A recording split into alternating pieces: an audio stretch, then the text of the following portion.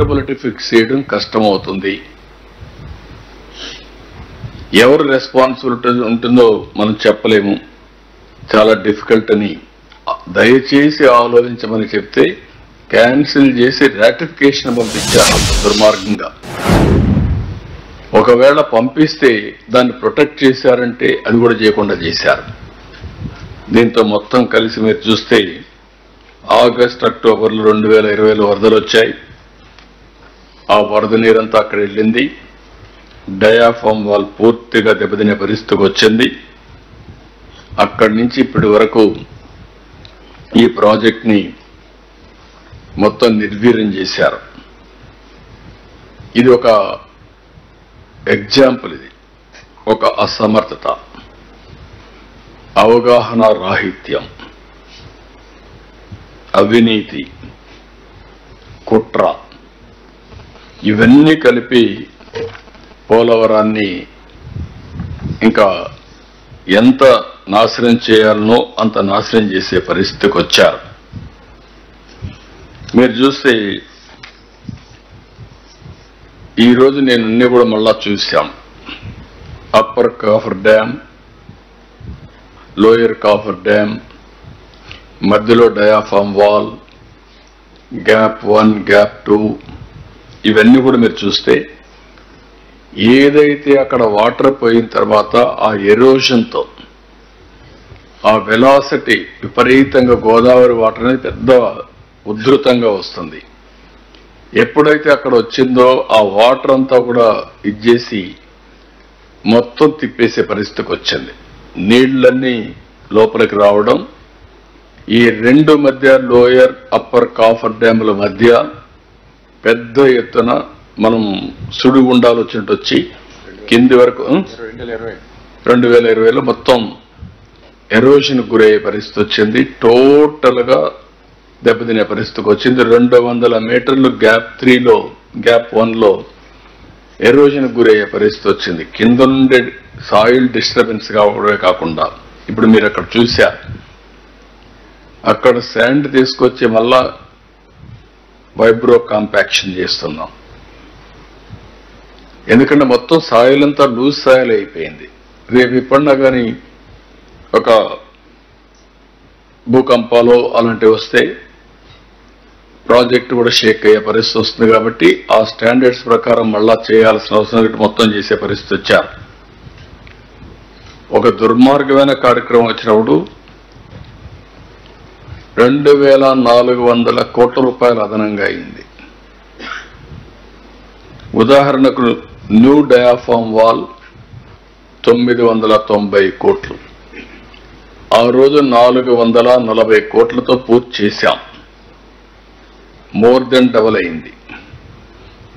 ఇంకో పక్క vibro compaction, నేను పెట్టిన ఇసుక మీరు చూశారు, ఇప్పుడు చూపించాను అక్కడ 836 కోట్లు అయింది. శాండ్ ఫిల్లింగ్ 363 కోట్లు. అదే మరి డీ వాటరింగ్, ఆ వాటర్ వస్తా ఉంటే ఆ వాటర్ అంతా ఇచ్చేయాలి కాబట్టి ఒక 50-60 పంపులు పెట్టి వాటర్ డీ వాటరింగ్ చేస్తున్నారు. 211 కోట్లు అయింది. మొత్తం కలిస్తే 2400 కోట్ల రూపాయలు ఖర్చు అయింది, అదనంగా అవుతుంది. ఇది కాకుండా అప్పటికి ఇప్పుడు కాస్ట్ ఎక్స్క్లవేషన్, ఏదైతే సిమెంట్ ధరలు పెరిగాయి, మిగిలిన రేట్లు పెరిగాయి, లేబర్ పెరుగుతుంది, ఇన్ఫ్లేషన్ ఉంది, అవన్నీ వస్తే అది కూడా పెరిగే పరిస్థితికి వచ్చింది. ఇంకొక పక్క గవర్నమెంట్ ఆఫ్ ఇండియా ఇచ్చినటువంటి 8242 కోట్లు ఇస్తే 2334 కోట్ల రూపాయలు డైవర్ట్ చేశారు.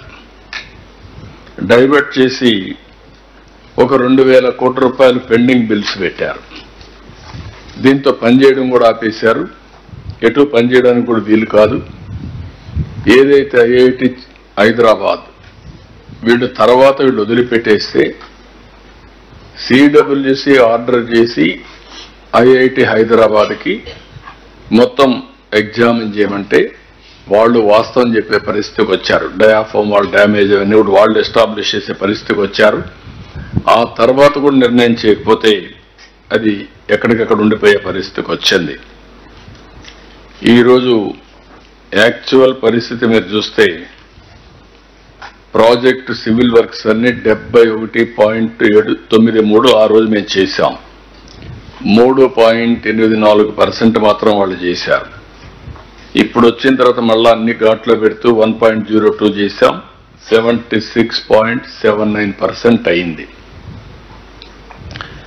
అదే మరి Polavaram right main canal, left main canal, ఇంకొక పక్క LA అండ్ R&R ఇవన్నీ కూడా చేయాల్సిన అవసరం ఉంది.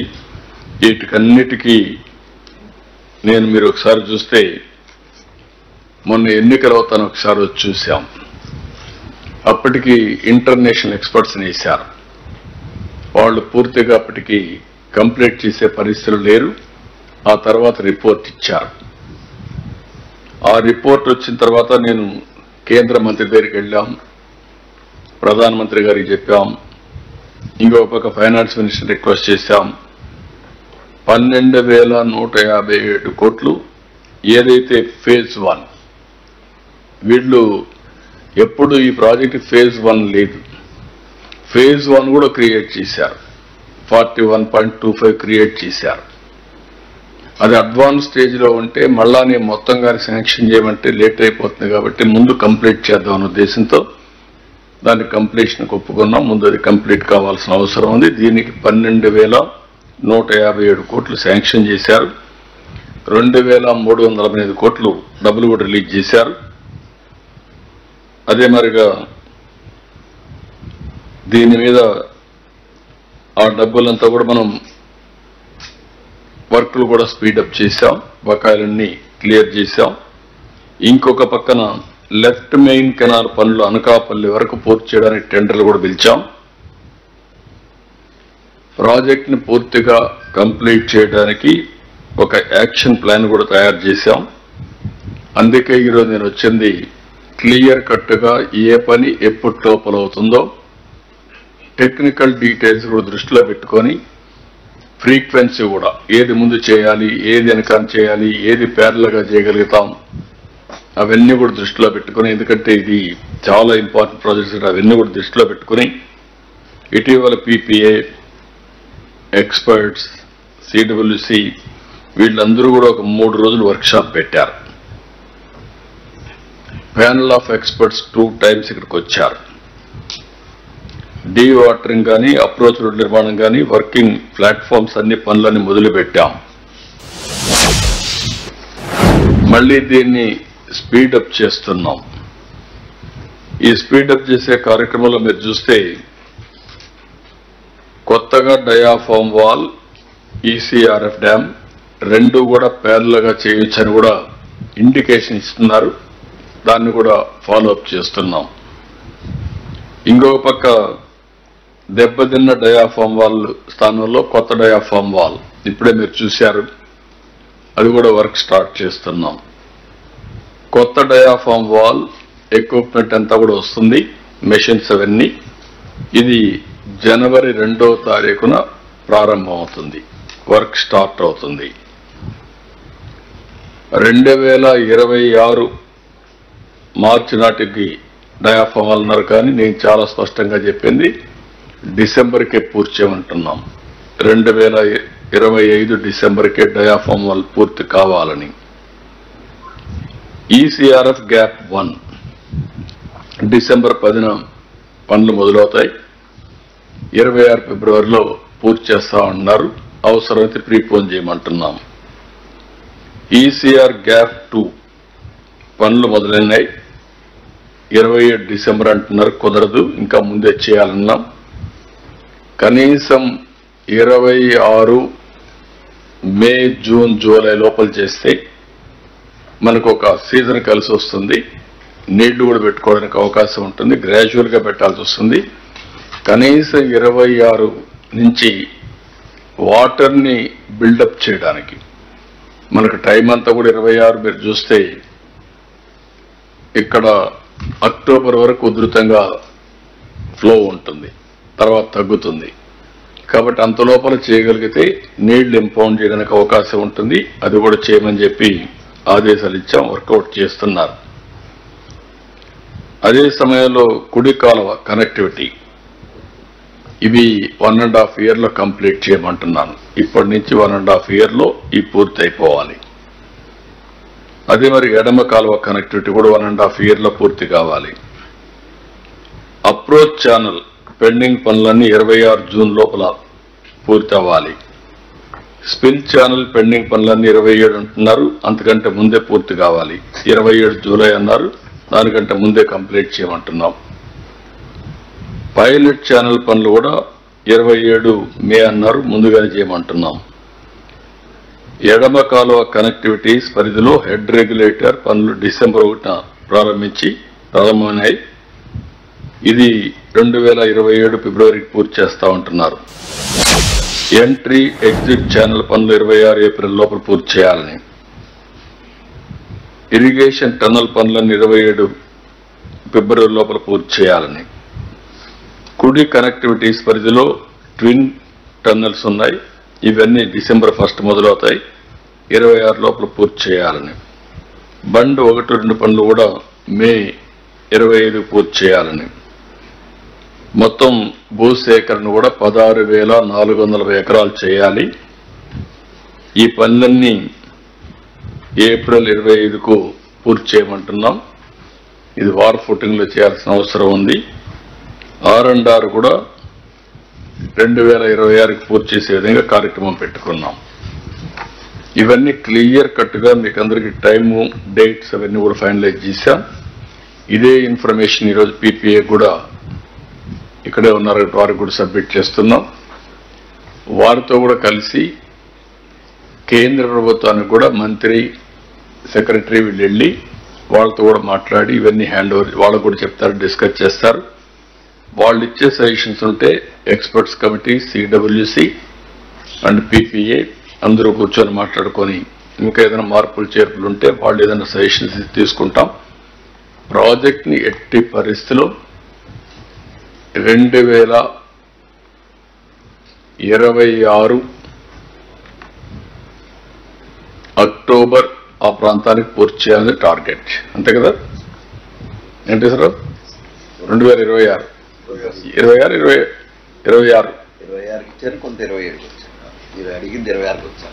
కాబట్టి అప్పటికి పూర్తి చేయాలనేది ఒక టార్గెట్ పెట్టుకున్నాం. ఏంటమని అడిగారు? 100% పాటిస్తాం.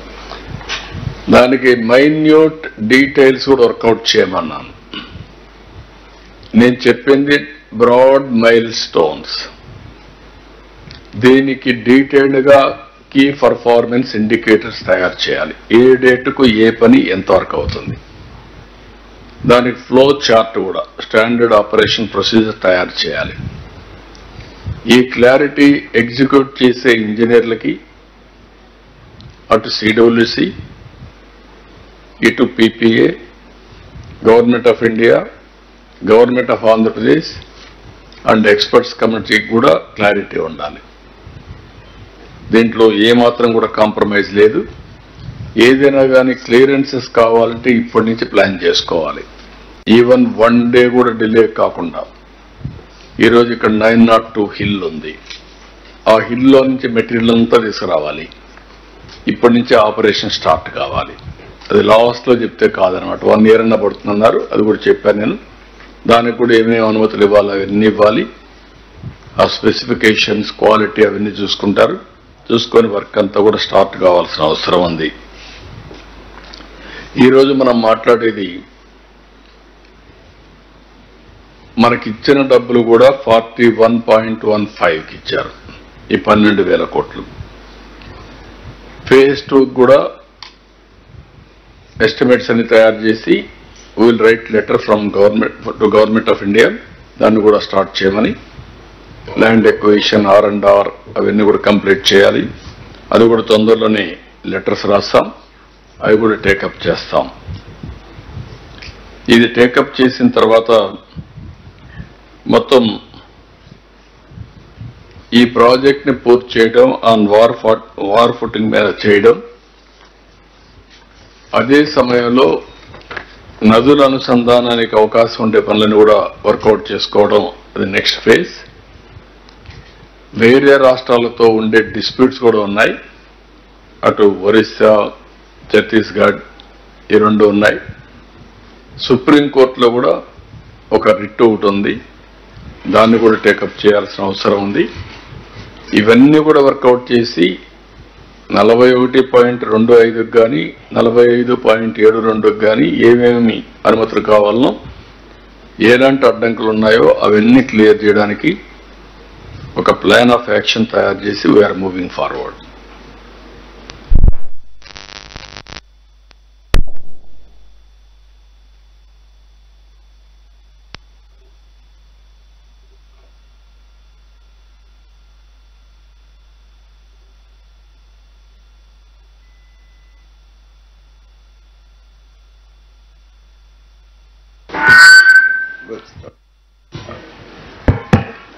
So this is the project.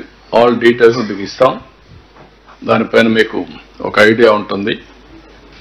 ఒకసారి నేను కూడా మాట అన్నాను, ఒకప్పుడు త్యాగాలు చేసిన వారిని రాష్ట్రం కోసం మంచి చేసిన వాళ్ళు గుర్తుపెట్టుకుంటాం, చెడు చేసిన వాళ్ళు కూడా గుర్తుపెట్టుకోవాలి. అప్పుడే మంచి కొనసాగే పరిస్థితి వస్తుంది. చెడుని మర్చిపోతే ఇంకా మంచికి విలువే కాదు, మంచి జరగదు.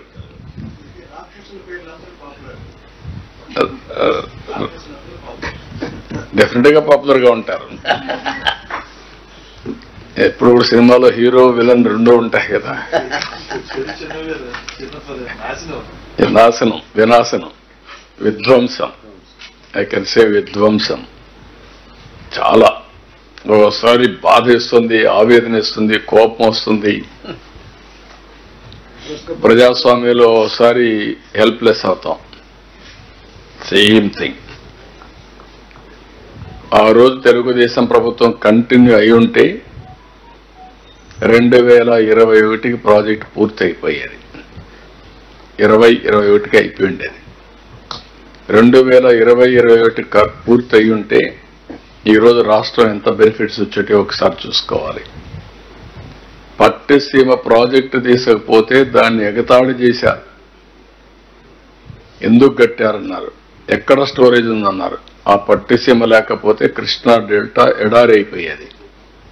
అలాంటివన్నీ విన్యాసాలు చేశారు. ఇప్పుడు 10 ఏళ్లుగా పట్టిసీమే శ్రీరామ రష్ అయిపోయింది. ఆ ప్రాజెక్ట్ లేకపోతే ఎంత ఇబ్బంది పడేవాళ్ళం, అన్ని ఇబ్బందులు పడేవాళ్ళం. అంటే ఒక వ్యక్తి యొక్క అజ్ఞానానికి, మూర్ఖత్వానికి, లేకుంటే రాక్షసత్వానికి నిదర్శనం ఇచ్చారు. బాధేస్తుంది చెప్పాలంటే. కోపం వస్తుంది, ఆవేశం వస్తుంది, సభ్యత అడ్డం వస్తూ ఉంది. మామూలుగా కాదు. నాకు తెలుసు ఈ ప్రాజెక్ట్ కోసం ఎంత కష్టపడ్డాను నేను. పండగ పూట నేను పోతూ అమెరికాకు పోవాలంటే నేను నాగపూర్కి వెళ్ళాను మినిస్టర్ దగ్గరికి. వెళ్ళి ఇక్కడ నమూనా కూడా పెడితే అవన్నీ ఇక్కడ పాట్నా అనుకుంటా, ఇది పూణే నాగపూర్లో మంత్రి దగ్గరికి పోయాను. పూణేలో నమూనా పెడితే నమూనాను చూసి అవన్నీ కూడా ఎట్లా చేయాలని అవన్నీ ఆలోచించుకో మళ్ళా వచ్చాను. ఒకసారి అరుణ్ జైట్లీ ఉండేవాడు. మేము ల్యాండ్ అక్విజిషన్ మేము ఎట్లా ఇస్తామంటే, ప్రాజెక్ట్ అంటే ఏంటని చెప్పి, నువ్వు సుప్రీంకోర్టు లాయర్వి, ఇట్లా ఆర్గ్యూ చేసి ఎట్లా అని నేను మొత్తం రాత్రంతా వీళ్ళందరినీ పెట్టి రాత్రంతా ప్రిపేర్ చేసి ఆర్గ్యుమెంట్స్ తయారు చేసకపోతే గడ్కరీ ఇద్దరు కలిసి అరుణ్ జైట్లీ మీరు చెప్పింది కరెక్టే అని ఒప్పుకున్నారు. అంటే ఎంత పట్టుదలగా ఆ ప్రాజెక్ట్ని తీసుకొచ్చామంటే ఆ రోజు దాన్ని కూడా ఎగతాళి చేశారు. నేను ప్రధానమంత్రికి ఇచ్చినప్పుడు ప్రధానమంత్రి నీతి ఆయోగ్కి రెఫర్ చేశారు. వాళ్ళకు రెఫర్ చేసినప్పుడు ఇది కేంద్ర ప్రభుత్వంలో ఉండే ప్రాజెక్టులన్నీ 20 ఏళ్ళు 30 ఏళ్ళు ఏ ప్రాజెక్టు పూర్తి కాలేదు. ఇది రాష్ట్ర ప్రభుత్వానికి ఇస్తే వాళ్ళకి అవసరం కాబట్టి, డెడికేటెడ్ టు ఆంధ్రప్రదేశ్ కాబట్టి వాళ్ళు వార్ ఫుటింగ్ మీద చేస్తారు, శ్రద్ధ పెడతారు, మీరు వాళ్ళకి ఇస్తే బెటర్ అని రికమెండ్ చేశాడు. పన్గారియా ఇప్పుడు 16th ఫైనాన్స్ కమిషన్ చైర్మన్. ఆయన రికమెండ్ చేస్తే కేంద్రం నాకు ఇస్తే నేను తీసుకున్నానని చెప్పి నన్ను విమర్శించే పరిస్థితికి వచ్చారు. అంటే ఓసారి డెస్టినీ. మళ్ళీ ఆ ప్రాజెక్ట్ని, నాశనం చేసిన ప్రాజెక్ట్ని మళ్ళీ గాడిన పెట్టడమే కాకుండా పూర్తి చేసే బాధ్యత కూడా మళ్ళా మాకు భగవంతుడు ఇచ్చే పరిస్థితికి వచ్చాడు. ఒక బాధ్యత. ఇది ప్రివిలేజ్ కాదు. బాధ, ఆవేదన ఉంది. ఒక ట్యాక్స్ పేయర్స్ మనీ ఈ విధంగా దుర్వినియోగం చేయడం ఏమాత్రం కూడా ఆమోదయోగ్యం కాదు. తెలిసి చేసినా తెలియక చేసినా తప్పు తప్పే. కానీ దురదృష్టం మన ప్రజాస్వామ్యంలో మాత్రం పనిష్మెంట్ లేదు.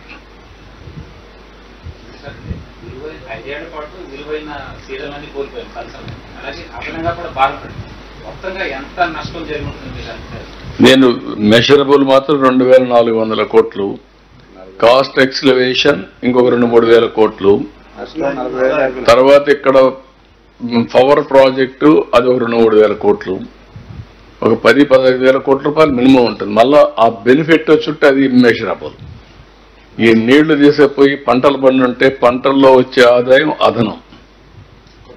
అది ఒకసారి జిఎస్టిపి పెరిగిన తర్వాత ఆ జిఎస్టిపి పైన మళ్ళీ ఆదాయం వస్తుంది. అది వెల్త్ వస్తుంది, డబ్బులు వస్తాయి. ఇది ఇట్ ఈజ్ ఒక మూమెంటం అన్నమాట, ఒక స్పైరల్ మారిగా అన్ని నాశనం అయిపోయినాయి.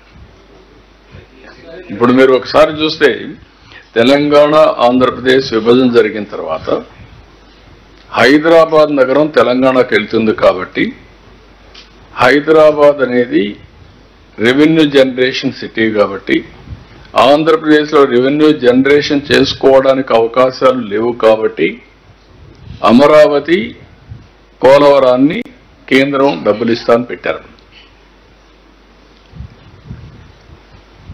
అదే గాని ఆ రోజు గాని పూర్తయి ఉంటే ఈ రోజు మనం అమరావతి, పోలవరం, అమరావతి రెండు కూడా టైంలో అయి ఉంటే తెలంగాణ, ఆంధ్రప్రదేశ్ కుడి ఎడమగా ముందుకు పోయేవాళ్ళం.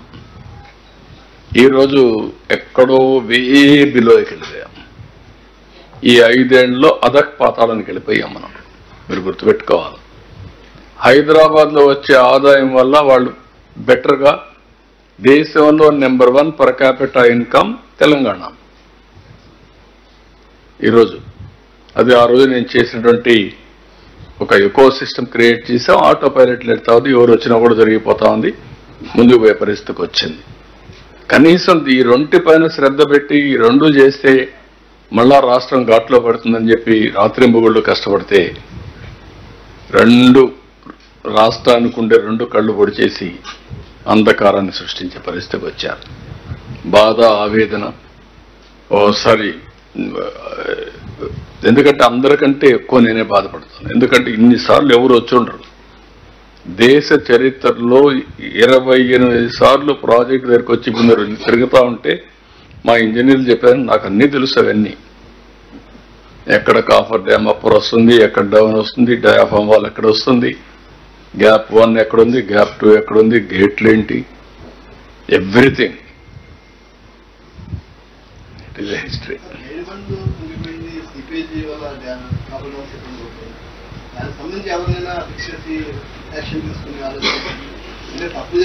అంటే ఇప్పుడు చేసింది పాలిటీషియన్స్,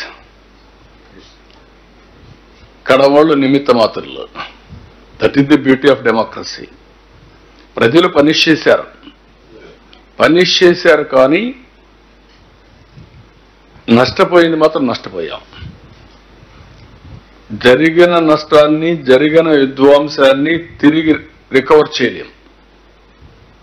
కానీ పనిష్ చేశారు, అందుకే 11 సీట్లు ఇచ్చారు. 11 సీట్లు ఇచ్చారు అంటే దట్ ఈస్, అది ఆ 11 సీట్లకు డిజర్వింగ్ గా కాదా అది వేరే విషయం. I'm not debating that today. I don't want to make it political. ఇది ఒక కేస్ స్టడీ. భారతదేశ చరిత్రలో ఇలాంటి దుర్మార్గమైన కార్యక్రమాలు చేసినా కూడా బుకాయించే పరిస్థితికి ఉన్నారంటే this is the case study. కావాలని ఇష్టానుసారంగా డయాఫామ్ వాల్ అంటే తెలియని వాళ్ళు కూడా మాట్లాడడం, ఏదంటే వాగడం. అంటే ఒకసారి మీరు చూస్తున్నారు 6 నెలల నుంచి బూతులు లేవు ఈ రాష్ట్రంలో. అంత మునుపు ఎవ్రీ డే భయంకరంగా విమర్శించుకుంటే తప్పులేదు. పాలసీల మీద విమర్శించాలి, రాజకీయం మీద విమర్శించాలి, ఇష్యూస్ పైన విమర్శించాలి. ఇష్టానుసారంగా మాట్లాడడం, ఏదంటే అది మాట్లాడడం. ఇంకా కూడా మాట్లాడుతున్నారు అక్కడక్కడ. ఆ బూతులు అయితే కట్ అయినాయి కానీ ఇంకా ఉంటాయి. ఆ సోషల్ మీడియా కూడా ఇష్టానుసారంగా పెట్టి ఎక్కడో అమెరికాలో పెడతారంట, ఆస్ట్రేలియాలో పెడతారంట, అక్కడ పెట్టేసి తప్పించుకోవచ్చంట వాళ్ళు పట్టుకురాలేమని. ఇలాంటి తప్పుడు విధానాలు అనేటివి చాలా బాధేస్తుంది. I don't want to go all these things today. ఏది హైట్ కి సంబంధించి 41.15 మీరు చెప్పాను, నేను ఒప్పుకోవడం కదా. అట్లాంటి ప్రయత్నం జరిగింది. ఎవరు రాసింది లెటర్? ఎవరు రాశారు? బుద్ధి జ్ఞానం ఉండాలా మాట్లాడాలంటే. ఏదన్నా మాట్లాడితే చెల్లుబాటు అయిపోతుంది, నోటుకొచ్చేట్టు మాట్లాడడం అనేది తప్పు. ఎవరు ఒప్పుకున్నారు? నువ్వు ఒప్పుకున్నావు. కానీ అది మళ్ళీ రివైజ్ చేయాలని టైం పడుతుంది కాబట్టి ముందు పనులు కంప్లీట్ చేస్తేనే 45.75కి ప్రయత్నాలు చేస్తున్నాం. మళ్ళీ ఫైట్ చేసి తెచ్చుకుంటాం. అది క్లియర్గా బైఫర్కేషన్ యాక్ట్లో ఉండే ప్రాజెక్ట్ ఇది. దానికి 45.75 ఉంది. దానికి ఒకసారి పెట్టిన తర్వాత government of India administrative sanction ఇచ్చారు. ఇచ్చిన దాన్ని తగ్గించాడు ఇతను లెటర్ పెట్టి 41 చేశాడు. సిగ్గు లేకుండా మళ్ళా మాట్లాడుతున్నాడు. అంటే ఏదంటే అది అంటే మనం ఏది మాట్లాడినా కొంతమంది అని వింటారు అని మాట్లాడి తప్పది. అంటే రాజకీయాలకు విలువలు పోయినాయి అనుకోండి, వేరే విషయం. వాళ్ళందరూ వచ్చి రాజకీయాల్లో విలువలు పోయినాయి. ఒకప్పుడు వాస్తవానికి విరుద్ధంగా మాట్లాడాలంటే భయపడేవాళ్ళం, క్రెడిబిలిటీ గ్యాప్ వస్తుందని.